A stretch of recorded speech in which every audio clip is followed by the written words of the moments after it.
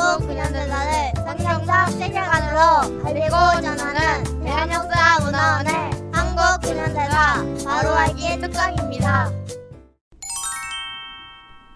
건국의 걸림돌, 공산주의. 대한민국 건국의 걸림돌, 공산주의 두 번째 이야기를 이어가 보겠습니다. 지난 시간 우리는 거짓으로 가득한 공산주의 사상에 대해 살펴보았습니다. 공산주의는 사유재산 철폐와 모든 재산 공유를 외치며 계급투쟁이 그 일을 가능하게 해준다고 사람들을 선동했다는 것을 배웠습니다. 공산주의자들은 무신론과 인본주의, 유물론과 진화론이라는 거짓 사상을 이용해 공산화를 진행해 나갔습니다.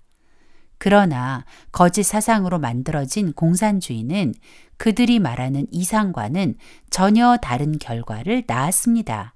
오늘은 공산주의의 이상과 현실의 괴리감이 얼마나 큰지 역사적 증거들을 통해 공산주의의 실체를 확인해 보려고 합니다. 공산주의는 남 탓의 대가입니다. 특별히 그들이 타깃으로 삼는 것은 자본주의죠. 그래서 개인의 문제든 사회적 문제든 그 책임을 자본주의에 돌리고 한편으로는 공산주의가 그 문제들을 해결할 유일한 대안이라고 주장합니다. 그러나 그 말은 다 거짓이었음이 역사를 통해 증명되었죠.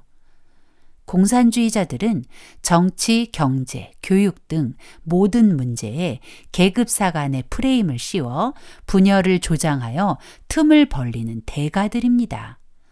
우리나라 건국 전부터 지금까지 공산주의자들의 이 전략은 끊임없이 이어지고 있습니다. 예를 들어 2014년 4월 16일 세월호 사건이 있었습니다. 제주도로 수학여행을 가던 고등학생들과 선생님들 304명이 배가 침몰하면서 목숨을 잃은 가슴 아픈 사건이었습니다. 누군가에게 분명한 책임이 있습니다.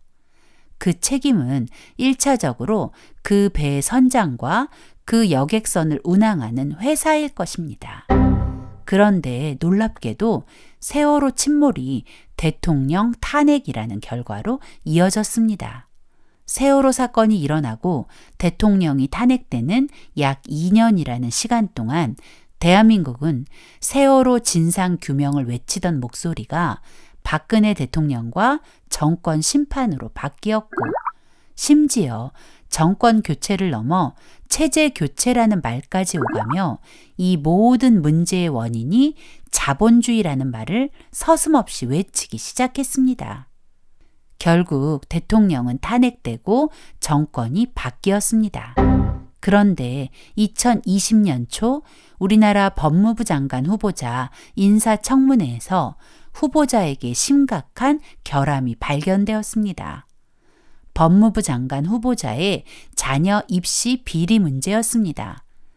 그런데 당시 법무부 장관 후보자는 인사청문회에서 자녀 입시 비리 문제는 자신의 잘못이 아니라 우리나라 입시 제도의 문제라며 자기 반성은 없이 제도만 탓했습니다. 더구나 당시 대통령이던 문재인 대통령은 해외 순방차 출국하는 와중에 공항에서 긴급히 기자회견을 열어 조국 법무부 장관 후보자 가족을 둘러싼 여러 가지 문제가 논란이 되고 있는데 이것은 입시 제도의 문제니 입시 제도를 살펴봐 주기 바란다라고 했습니다. 왜 공산주의자들이 하는 말과 행동이 문재인 전 대통령과 조국 전 법무부 장관에게서 그대로 보여지는지 모르겠습니다. 제도는 완벽하지 않습니다. 제도 자체도 제도를 운영하는 사람에게도 얼마든지 오류가 발생할 수 있습니다. 그래서 우리는 제도나 구조를 탓하기 이전에 나 자신을 돌아봐야 합니다. 공산주의자들은 문제 해결을 위해 사회구조나 제도를 운운하는 것이 아닙니다. 단지 자신들의 목적을 달성하기 위한 수단일 뿐입니다. 성경은 의인은 없나니 하나도 없다고 말합니다. 또 모든 사람이 죄를 지었다고 합니다.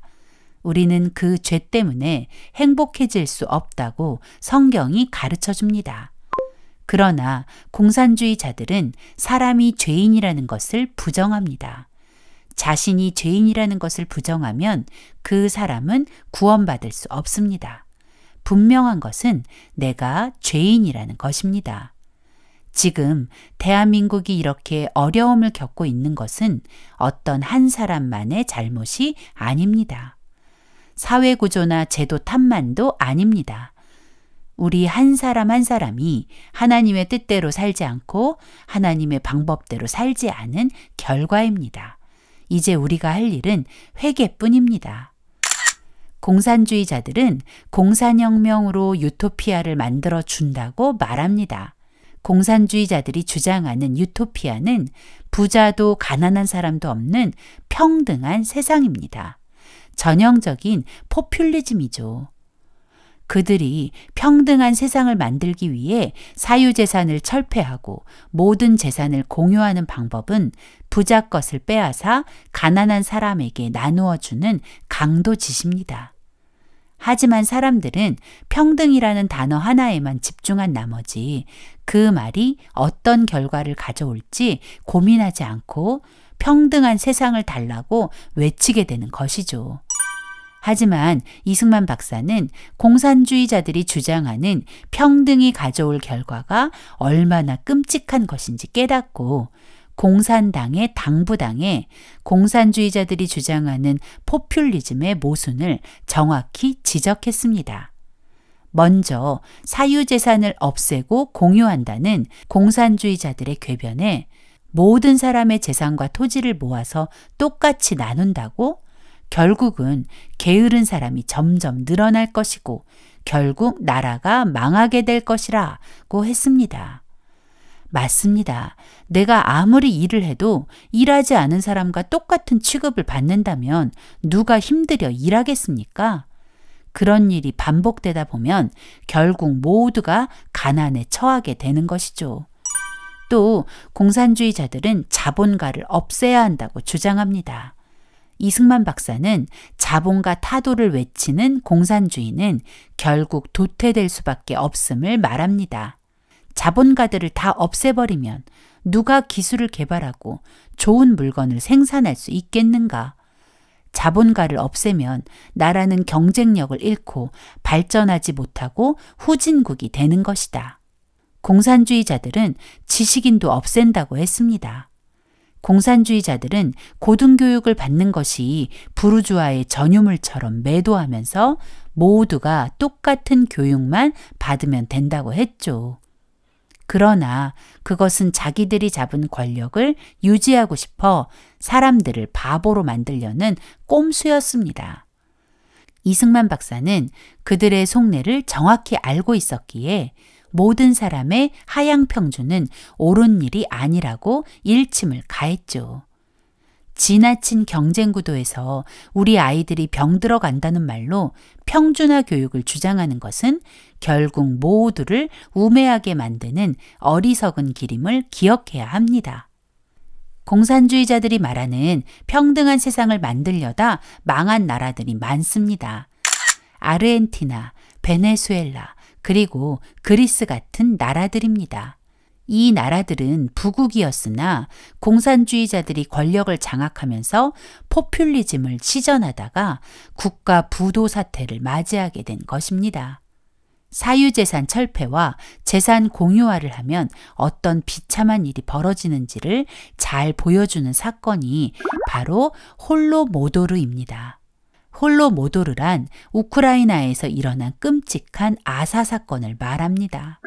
우크라이나는 러시아, 폴란드와 국경을 마주하고 국토의 중앙을 관통하는 큰 강이 흐르고 아래로는 흑해와 마주하는 풍요로운 곡창지대로 대대로 분홍이 많은 곳이었습니다. 그러나 공산주의 열풍에 휩쓸려 소련의 한 도시가 되어버린 우크라이나에는 반클라크, 즉 분홍 반대 시위가 일어나면서 농민들은 농지를 빼앗겼고 저장해둔 곡식마저 소련군에게 몰수당했습니다. 공산화된 우크라이나에서는 아무리 열심히 일해도 개인의 사유재산이란 존재하지 않았습니다. 사람들은 이제 더 이상 열심히 일을 해야 할 그 어떤 이유도 찾지 못했죠. 결국 사람들은 일하는 것을 포기하기 시작했고 기근까지 우크라이나를 덮치면서 우크라이나 곳곳에는 배고픔에 굶주리다가 말라 죽은 뼈만 앙상한 시체들이 쌓여가기 시작했습니다. 너무 배가 고파 죽은 사람의 시체를 뜯어먹는 일도 벌어지게 되었습니다. 1932년부터 1933년까지 만 1년 동안 우크라이나에서는 약 800만 명에서 1100만 명이라는 사람이 굶어 죽는 끔찍한 일이 벌어진 것입니다. 이 비참한 참사의 원인은 사유재산을 없애고 모든 재산을 공유화한 공산주의 때문입니다. 공산주의자들은 공산혁명으로 유토피아를 선물한 것이 아니라 생지옥을 선물한 것입니다. 이 끔찍한 진실을 세상에 알린 사람은 영국 출신 기자 가레스 존스입니다. 가레스 존스는 소련에서 벌어지는 스탈린의 만행을 취재하기 위해 소련으로 향했고 우크라이나에 도착했을 때 그가 목격한 현실은 너무나 끔찍했습니다. 그는 우크라이나의 참상을 카메라에 담았고 영국에 돌아와 스탈린의 실체를 세상에 폭로했습니다. 그러나 1932년 풀리처상을 받은 영국 출신 기자 월터 듀란티가 가레스 존스의 기사를 가짜 뉴스로 몰아붙였고 가레스 존스는 가짜 뉴스를 유포한 기자가 되어버렸습니다. 풀리처상 수상자였던 월터 듀란티의 말이 더 설득력 있게 들렸을 것입니다. 하지만 듀란티는 스탈린에게 매수된 쓰레기 기자에 불과했습니다.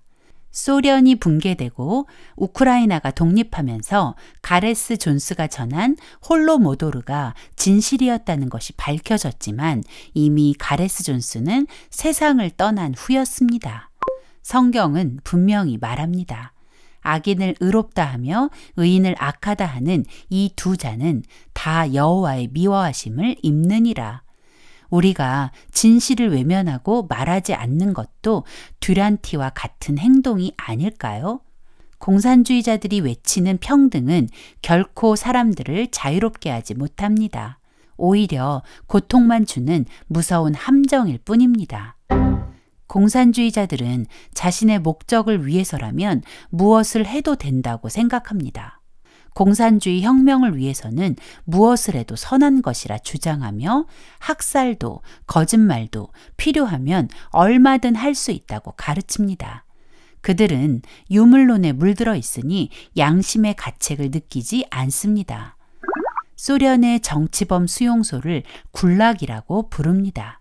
얼마나 끔찍했는지 사람들은 굴락을 죽음의 공장이라 불렀습니다.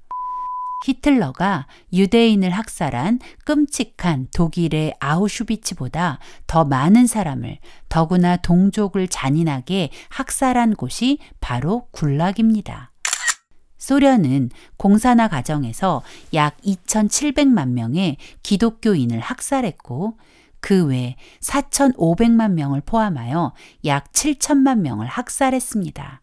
공산주의에 찬성하지 않으면 얼마든지 동족, 친구, 가족마저도 망설이지 않고 죽일 수 있는 것이 공산주의입니다. 소련만 그런 것이 아닙니다. 캄보디아도 1975년부터 공산주의자 폴포트가 권력을 잡으면서 1979년까지 약 4년 동안 끔찍한 민족 학살이 벌어졌습니다. 약 170만 명의 사람들이 공산주의자들에게 끔찍한 학살을 당했다고 합니다. 이 끔찍한 학살은 영화로도 만들어져 공산주의의 악랄한 실체를 보여주었죠. 공산주의는 캄보디아를 영화 제목 그대로 킬링 필드, 죽음의 땅으로 만들어버렸습니다. 최초의 공산주의 혁명을 주도한 레닌은 공산당은 다른 세력이나 단체들과 더불어 행동을 통일하고 그 중에서도 근본적인 문제의 견해를 달리하는 사람들과도 협력하는 능력을 보여주어야 한다라고 했습니다. 이 말은 절대 하나 될 수 없는 대상과도 얼마든지 연합할 수 있다는 것입니다. 진짜 좋아서가 아니라 거짓으로 그런 척 해야 한다는 것입니다. 예를 들면 공산주의와 기독교는 절대 하나가 될 수 없습니다. 왜냐하면 그들은 하나님을 부정하고 우리는 하나님을 위해 사는 사람들이니까요. 그런데도 공산주의자들은 얼마든지 우리와 친한 척할 수 있다는 것입니다. 그러나 자신의 목적을 이루고 나면 가차없이 제거해 버리죠. 공산주의자들은 착한 척, 친한 척을 몹시 잘합니다. 속임수의 달인이죠. 그들의 이런 행동은 공산주의의 중요한 전략, 바로 통일 전선 전술입니다. 공산주의자는 자신이 직접 나서지 않고 견해를 달리하는 누군가를 포섭합니다. 예를 들어 공산주의자들은 자신들과 견해가 다른 기독교인들을 포섭하기 위해 기독교인인 척 교회로 들어와 아주 훌륭한 성도처럼 행동하며 목사님과 친해집니다. 그리고 그 목사님을 이용해 성도들과 목사님을 따르는 많은 사람을 자기 편으로 끌어들이는 것입니다. 이게 바로 그들의 속이기 전략, 통일 전선 전술의 한 방법입니다. 또 공산주의자들은 적이 생기면 절대 혼자 덤비지 않습니다. 만약 적이 셋이라면 먼저 적 둘을 포섭합니다. 그래서 셋이 힘을 모아 적 하나를 제거하죠. 그리고 나면 또 하나의 적을 포섭해 둘이 하나의 적을 제거하는 것입니다. 그리고 마지막 1대1이 되면 아주 격렬하게 싸워서 나머지 하나의 적을 제거해버리고 공산주의자가 모든 권력을 차지하는 것, 이것이 그들의 전략입니다. 우리는 그런 사람들을 배신자라고 하지만 그들은 그렇게 생각하지 않습니다.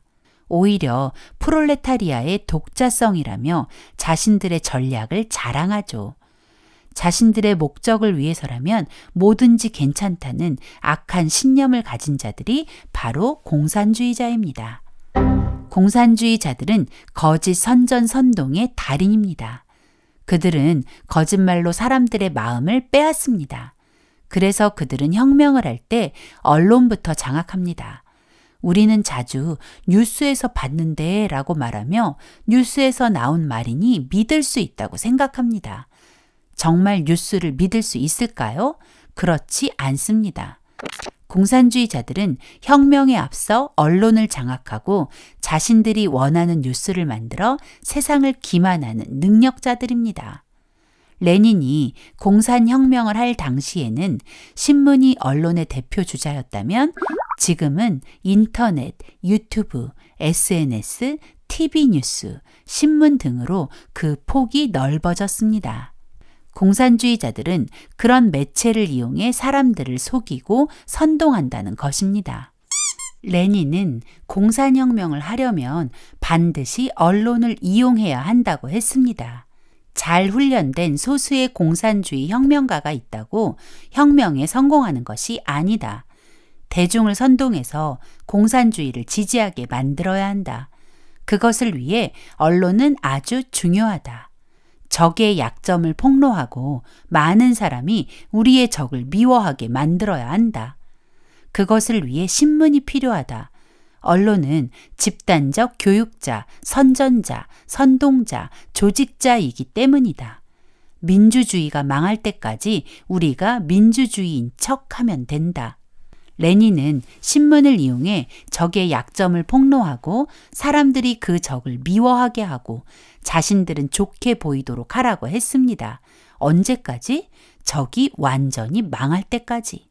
그래서 공산주의자들은 언론을 장악하고 이용하는 것이죠. 이 그림을 보면 언론이 얼마나 쉽게 이용당하는지 알게 됩니다. 실제 장면과 카메라에 담긴 장면은 뭔가 위화감이 있습니다. 실제는 오른쪽 사람이 가해자인데 카메라에 담긴 장면은 왼쪽 사람이 가해자로 보이게 만들었습니다. 언론 장악의 노림수가 바로 언론 조작입니다. 무엇을 보여주느냐에 따라 진실은 얼마든지 덮일 수 있기 때문이죠. 공산주의자들은 자신들의 목적을 위해 지금도 이런 일들을 하고 있습니다. TV, 신문, 그리고 여러 매체, 기독교 신문인 줄 알았던 곳에서 언론 조작을 통해 사회주의 공산주의는 엄청나게 숭고하고 깨끗한 것처럼 추켜 세워 사람들에게 호감을 가지게 하고 자유민주주의나 기독교는 엄청난 비리 집단처럼 프레임들을 만들어 사람들로부터 미움을 받게 하는 것입니다. 그런데 이런 언론도 결국엔 공산주의자들에게 제거 대상이라네요. 레닌은 공산주의 혁명이 끝나고 나서 신문을 그냥 두는 것은 바보 같은 짓이라고 했습니다. 레닌은 러시아에 있던 41개의 신문을 활용해서 혁명에 성공하고는 혁명이 끝난 후 한두 개만 남겨놓고 3일 만에 모든 신문을 폐간시켜 버리죠. 공산주의자들이 원하는 언론은 혁명의 도구일 뿐 결코 진실을 전하는 전달자가 아니라는 것을 기억해야 합니다. 공산주의 혁명의 목적이 무엇일까요? 바로 가정과 교회, 국가 해체입니다. 왜 공산주의자들은 가정과 교회를 해체하려 할까요? 공산주의자들이 가정과 교회를 해체하려는 까닭은 그들이 하나님과 교회를 대적하는 적그리스도 세력이기 때문입니다. 레닌은 공산주의 혁명을 하면서 교회를 노동자, 농민, 무산대중의 원수로 규정하고 교회를 없애야 한다고 했습니다. 스탈린 다음으로 소련의 권력을 잡은 후르시초프는 3년 안에 크리스천들을 다 없앤 후 마지막 한 사람 남은 것을 전국 TV에 보여준 다음 처치하여 크리스천들의 씨를 말려버리겠다고 했습니다. 그런데 공산혁명 이후에도 여전히 완전한 공산화가 되지 않았습니다. 억압할수록 교회는 힘을 얻었고 신앙을 통해 공산주의와 싸우게 되었기 때문입니다. 공산혁명으로만 진정한 공산주의를 완성할 수 없다는 것을 깨달은 게오르크 루카치는 마르크스 혁명의 실패 원인을 기독교로 규정했습니다. 그리고 더 이상은 집단적 혁명이 아닌 개인의 의식, 정신, 문화에서 기독교를 완전히 뿌리 뽑아야 공산혁명이 가능하다고 주장했습니다. 안토니오 그람시는 진지정과 헤게모니 이론을 세상에 내놓으며 전쟁에서 진지를 구축하여 싸우듯 정치, 경제, 교육, 문화 등 다양한 영역에 공산 진지를 구축하고 오랜 시간에 걸쳐서라도 주도권을 장악하여 공산주의를 완성하자고 했고 그람시의 진지정과 헤게모니, 즉 주도권 장악은 이미 대한민국을 아수라장으로 만들어버렸습니다. 그람시의 진지전은 문화혁명이라는 이름으로 중국을 장악해 모든 권위에 도전하도록 사람들을 부추겼습니다. 학생이 선생님을 죽이고 또 자녀가 부모를 처단하게 하는 일들이 마구 일어났죠. 결국은 가정이 깨지고 학교가 무너지고 교회가 무너졌습니다. 중국에서 이런 혁명이 성공하고 난 후 유럽에도 그 혁명의 바람이 불기 시작했습니다. 1968년 유럽에는 모든 금지하는 것을 금지하라. 불가능한 것을 요구해 구속 없는 삶을 즐겨라 라고 외치며 공산주의자들의 새로운 전략이 시작되었습니다. 유럽과 미국은 성경적 세계관이 그들의 역사와 문화에 녹아 있습니다. 그런 유럽과 미국에 하나님 말씀을 지키려니 너무 힘들지 않아? 하나님 말씀대로 살려니까 자유가 없는 거야. 그러니까 이제 자유롭게 살아. 하나님은 없어. 라는 사단의 속삭임이 퍼져가기 시작한 것입니다. 그들이 말하는 금지하는 모든 것을 부정하라는 것의 가장 중심에는 하나님을 부정하라는 교묘한 속삭임이 숨어 있었습니다. 사람들이 하나님을 떠나면 가정도, 교회도, 나라도 무너지게 되기 때문이죠. 공산주의자들은 교회와 가정을 파괴하기 위해서 성혁명을 주장하고 동성애를 사랑으로 둔갑시키고 여성들의 자유를 운운하며 페미니즘을 등장시켜 가정과 교회를 해체하려는 아주 무서운 시도들을 끊임없이 이어가고 있습니다. 이승만 박사는 공산주의자들의 기독교 말살 계획을 강력히 비판했습니다. 그 이유는 기독교가 우리에게 자유와 평등을 전해준 하나님의 선물이기 때문입니다. 이승만 박사는 교회가 없어지면 세상이 악해진다는 것을 잘 알고 있었습니다. 우리가 사는 목적은 하나님을 영화롭게 하는 것과 하나님을 즐거워하는 것입니다. 그러나 공산주의자들의 목적은 계급투쟁으로 권력을 가지는 것입니다. 성경은 우리에게 분명히 말합니다. 아, 너희들에게 재앙이 있을 것이다. 나쁜 것을 좋다고 하고 좋은 것을 나쁘다고 하는 사람들아, 어둠을 빛이라고 하고 빛을 어두움이라고 하는 사람들아, 쓴 것을 달다고 하고 단 것을 쓰다고 하는 사람들아, 아, 너희에게 재앙이 있을 것이다. 스스로 똑똑한 사람이라고 보고 스스로 많이 안다고 여기는 사람들아, 우리는 성경의 경고를 기억해야 합니다. 똑똑한 척하며 공산주의를 용인하면 결국 우리는 완전한 멸망으로 가게 될 것입니다. 2차 세계대전 이후 한반도 주변 지도입니다. 많은 나라들이 소련에 의해 붉게 물들어 버렸죠. 그런데 우리가 사는 대한민국은 그 붉게 물든 나라들 속에서 자유를 지켜냈습니다. 대한민국 건국 과정에서 우리나라는 공산화가 될 수 있는 충분한 조건들이 있었지만 공산주의의 실체를 정확히 알고 끝까지 맞서 싸웠던 이승만 박사가 있었기 때문에 오늘 우리가 이 자유를 누리고 있는 것입니다. 사람의 수가 많다고 승리하는 것이 아닙니다. 한 사람이라도 깨어 있다면 승리할 수 있습니다. 위기 때마다 하나님을 의지하고 넓은 길이 아닌 하나님이 원하시는 길로 걸어간 이승만 박사처럼 우리가 위기에서 대한민국을 건져낼 한 사람이 되시길 바랍니다.